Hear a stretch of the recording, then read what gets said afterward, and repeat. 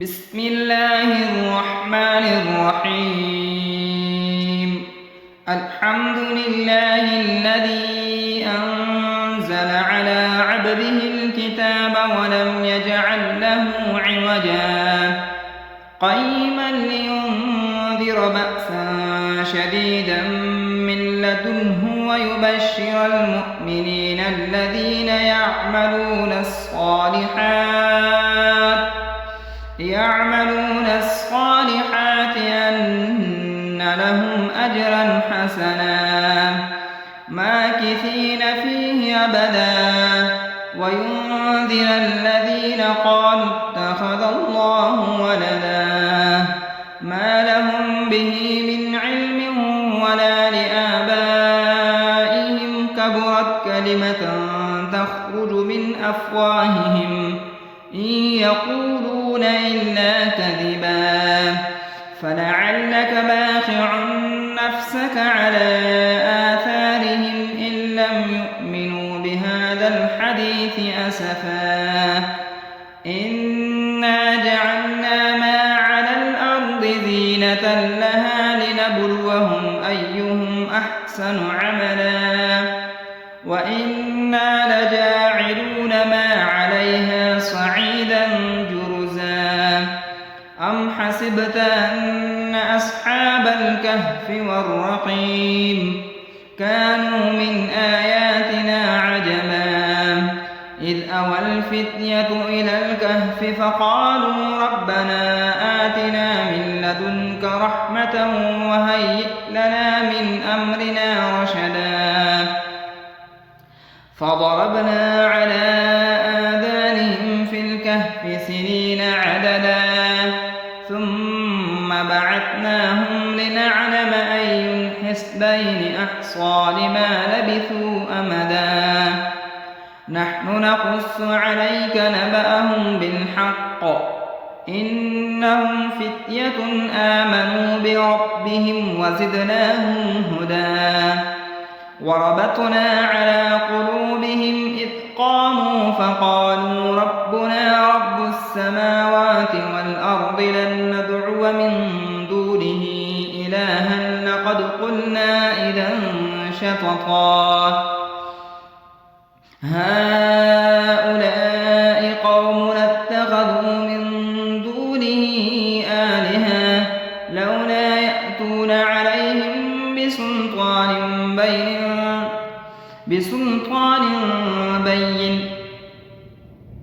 فمن أظلم ممن افترى على الله كذبا وإذ اعتزلتموهم وما يعبدون إلا الله فأووا إلى الكهف ينشر لكم ربكم من رحمته ويهيئ لكم من أمركم مرفقا وترى الشمس إذا طلعت تزاور عن كهفهم ذات اليمين وإذا غربت تقرضهم ذات الشمال وهم في فجوة منه ذلك من آيات الله من يهد الله فهو المهتد ومن يضلل فلن تجد له وليا مرشدا وتحسبهم أيقاظا وهم رقود ونقلبهم ذات اليمين وذات الشمال وكلبهم باسط ذراعيه بالوصيد لو اطلعت عليهم لوليت منهم فرارا ولملئت منهم رعبا وكذلك بعثناهم ليتساءلوا بينهم قال قائل منهم كم لبثتم قالوا لبثنا يوما أو بعض يوم قالوا ربكم أعلم بما لبثتم فابعثوا أحدكم بورقكم هذه إلى المدينة فلينظر أيها أزكى طعاما فليأتكم برزق منه وليتلطف ولا يشعرن بكم أحدا إنهم إن يظهروا عليكم يرجموكم أو يعيدوكم في ملتهم ولن تفلحوا إذا أبدا. وكذلك عثرنا عليهم ليعلموا أن وعد الله حق وأن الساعة لا ريب فيها، إذ يتنازعون بينهم أمرهم فقالوا ابنوا عليهم بنيانا ربهم أعلم بهم. قال الذين غلبوا على أمرهم لنتخذن عليهم مسجدا. سيقولون ثلاثة رابعهم كلبهم ويقولون خمسة سادسهم كلبهم رجما بالغيب ويقولون سبعة وثامنهم كلبهم قل ربي أعلم بعدتهم ما يعلمهم إلا قليل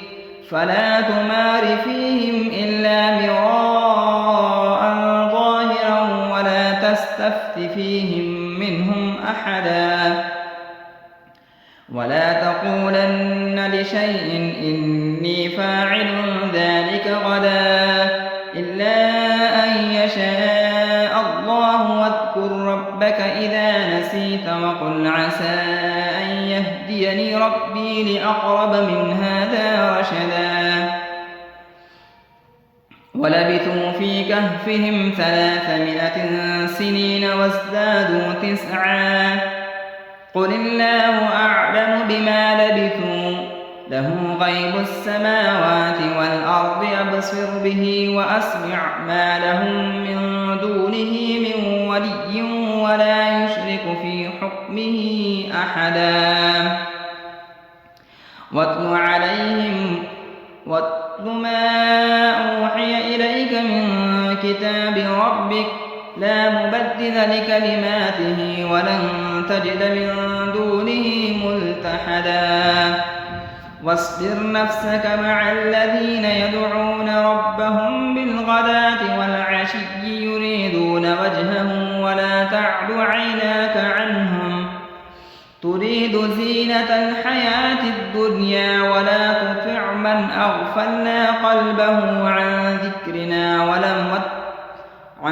ذكرنا واتبع هواه وكان أمره فرطا. وقل الحق من ربكم فمن شاء فليؤمن ومن شاء فليكفر إنا أعتدنا للظالمين نارا أحاط بهم سرادقها وإن يستغيثوا يغاثوا بماء كالمهل يشوي الوجوه بئس الشراب وساءت مرتفقا.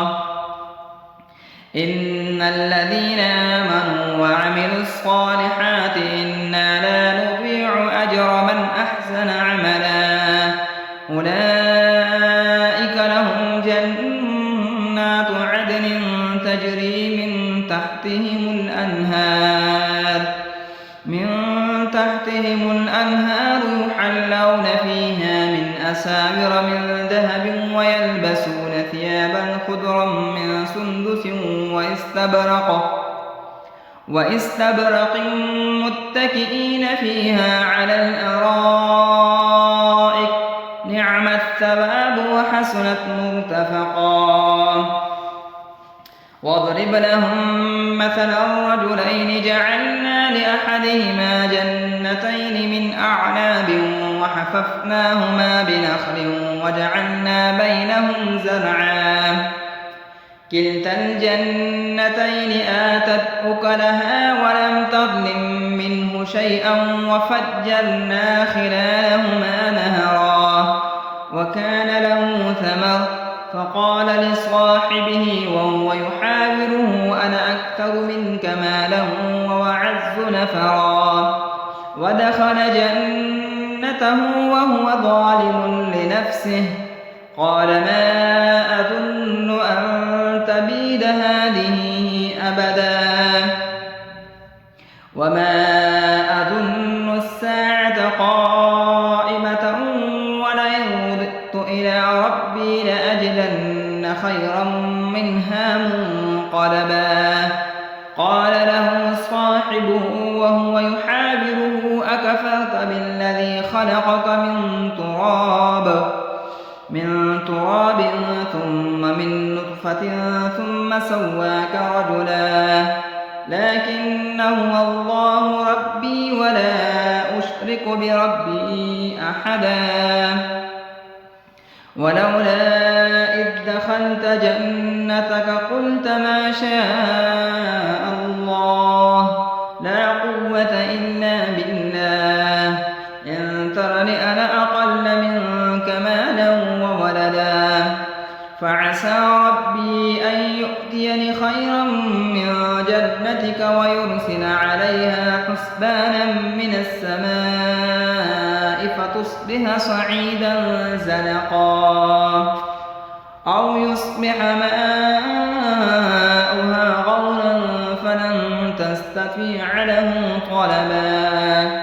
وأحيط بثمره فأصبح يقلب كفيه على ما أنفق فيها وهي خاوية على عروشها ويقول يا ليتني لم أشرك بربي أحدا ولم تكن له فئة ينصرونه من دون الله وما كان منتصرا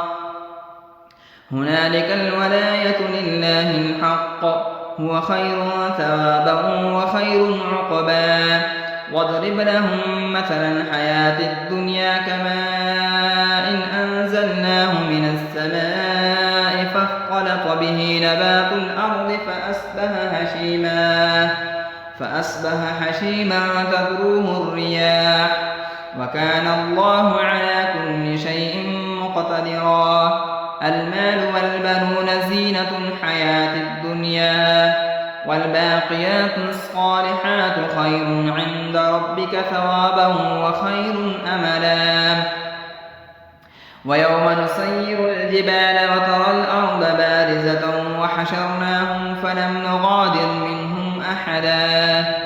وعرضوا على ربك صفا لقد جئتمونا كما خلقناكم أول مرة بل زعمتم أن لن نجعل لكم موعدا ووضع الكتاب فترى المجرمين مشفقين مما فيه ويقولون يا ويلتنا ما لهذا الكتاب لا يغادر صغيرة ولا كبيرة إلا أحصاها ووجدوا ما عملوا حاضرا ولا يظلم ربك أحدا وإذ قلنا للملائكة اسجدوا لآدم فسجدوا إلا إبليس كان من الجن ففسق عن أمر ربه أفتتخذونه وذريته أولياء من دوني وهم لكم عدو بئس للظالمين بدلا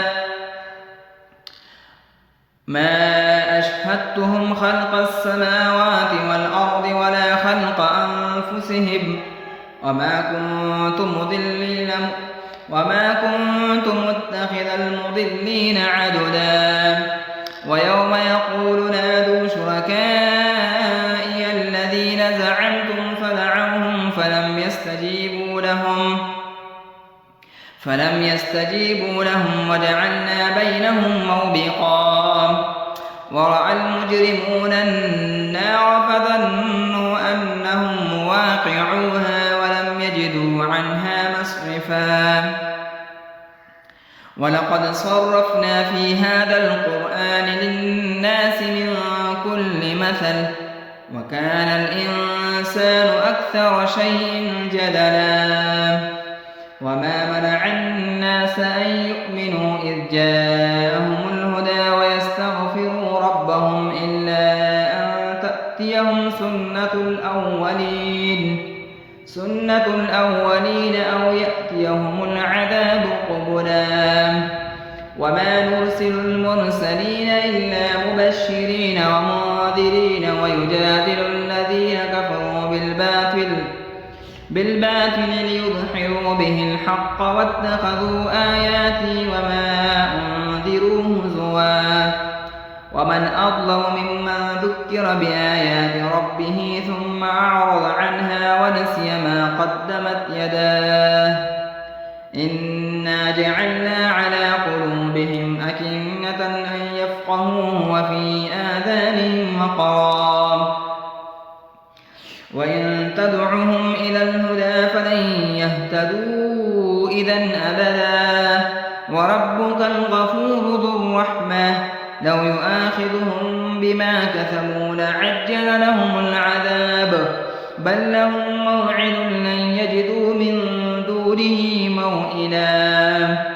وتلك القرى أهلكناهم لما ظلموا وجعلنا لمهلكهم موعدا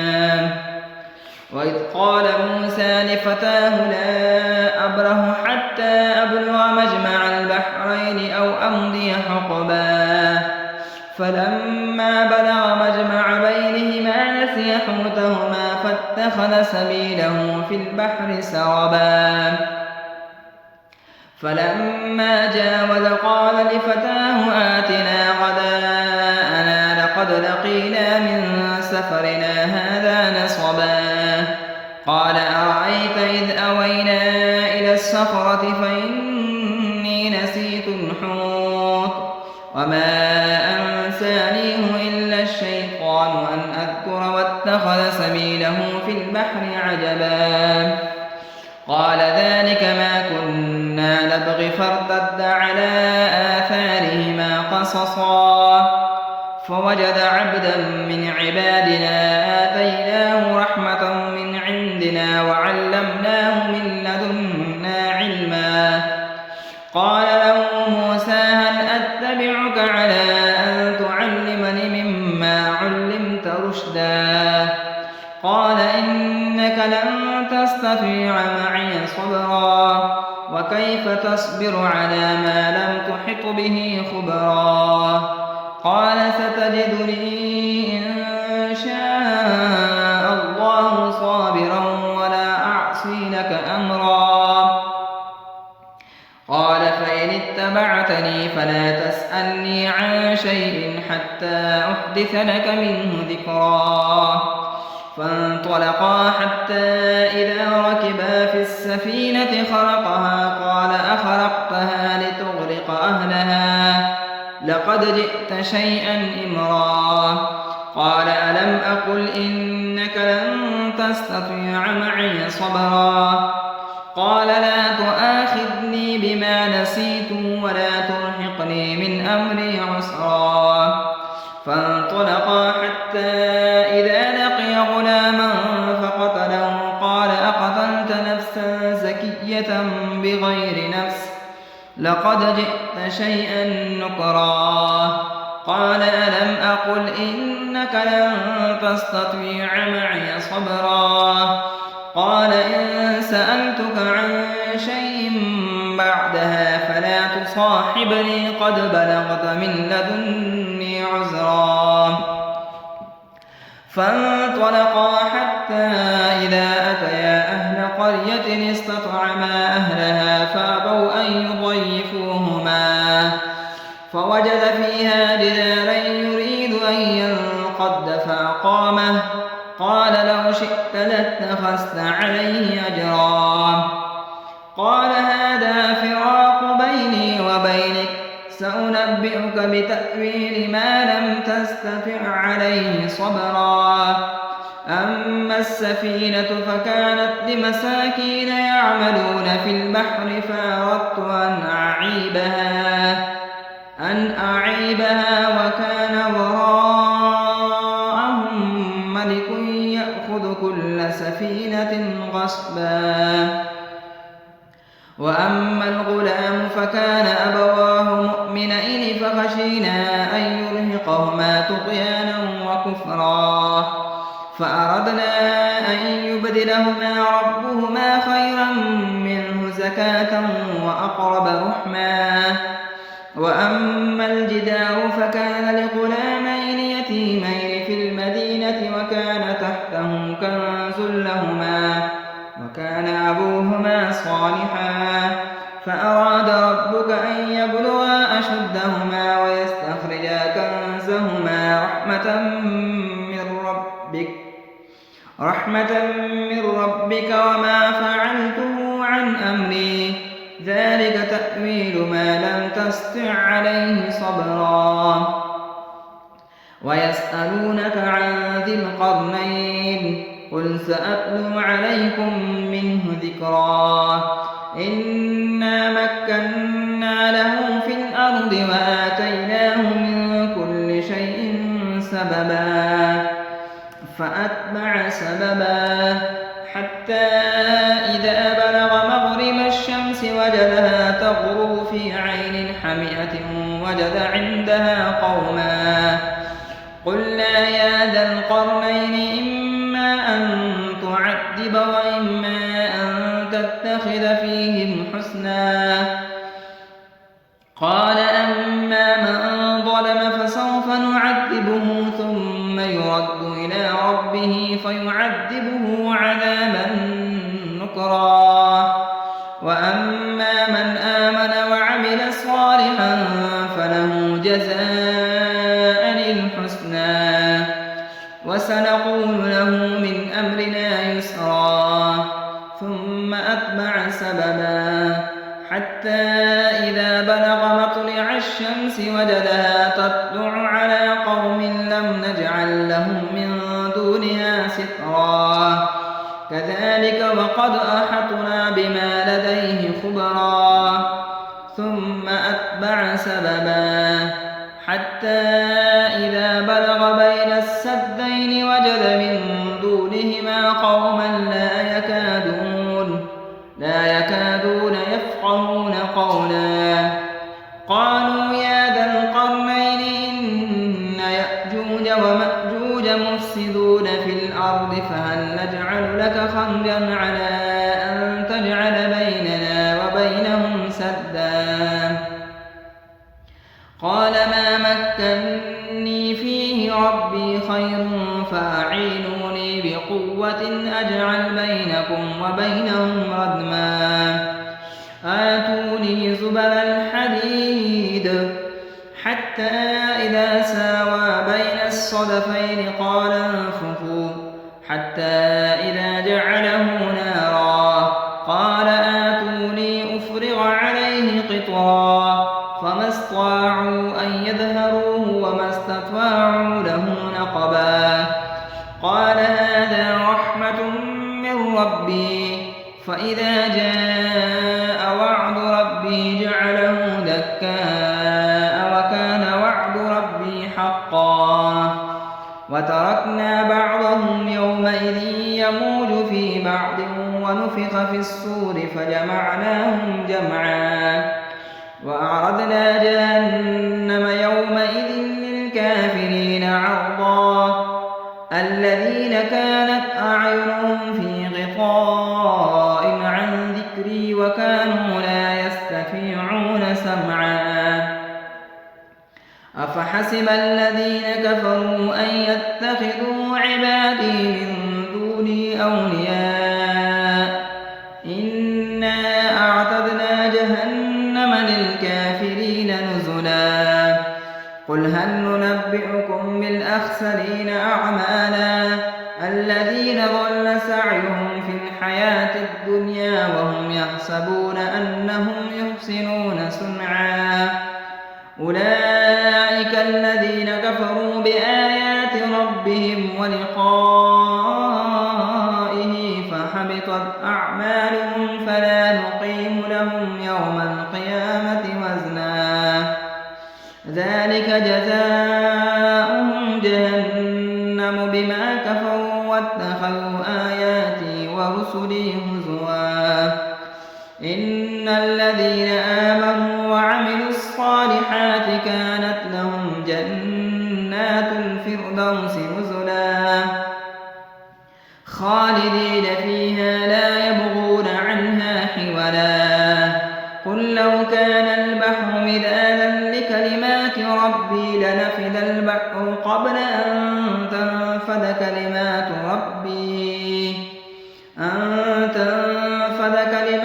ربي ولو جئنا بمثله مددا إنما أنا بشر مثلكم يوحى إلي أنما إلهكم إله واحد فمن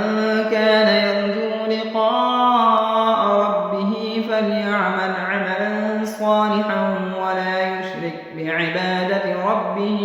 أحدا